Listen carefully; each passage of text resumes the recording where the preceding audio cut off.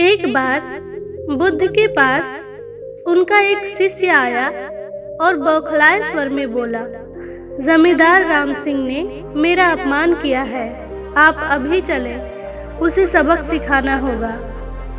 बुद्ध बोले, प्रियवर, सच्चे बौद्ध का अपमान करने की शक्ति किसी में भी नहीं होती। तुम इस बात को भुला दो। जब प्रसंग भुला दोगे तो अपमान कहाँ बचा रहेगा। शिष्य ने कहा, उसने आपके प्रति भी अपशब्दों का प्रयोग किया था। आप चलिए तो सही, आपको देखते ही वह शर्मिंदा हो जाएगा और क्षमा मांग लेगा। इससे मैं संतुष्ट हो जाऊंगा। बुद्ध कुछ देर विचार कर बोले, अच्छा, यदि ऐसी बात है तो मैं अवश्य ही राम जी के पास चलकर उसे समझाने का प्रयास करूंगा।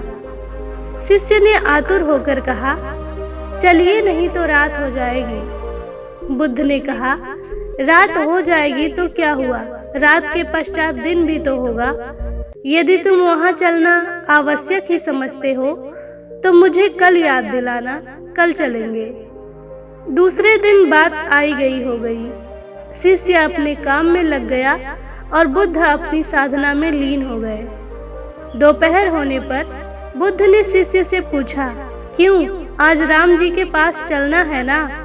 शिष्य ने कहा, नहीं, मैंने जब घटना पर फिर से विचार किया तो मुझे इस बात का आभास हुआ कि भूल मेरी ही थी। अब राम जी के पास चलने की कोई आवश्यकता नहीं है।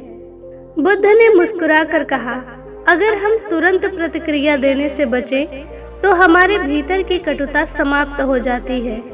शिष्य बुद्ध का आशय समझ उनके प्रति नतमस्तक हो गया। कहानी का सार यह है कि क्रोध में या जल्दबाजी में कोई भी निर्णय ना ले। किसी भी विषय पर कोई प्रतिक्रिया देने से पूर्व शांत मन से विचार अवश्य करें।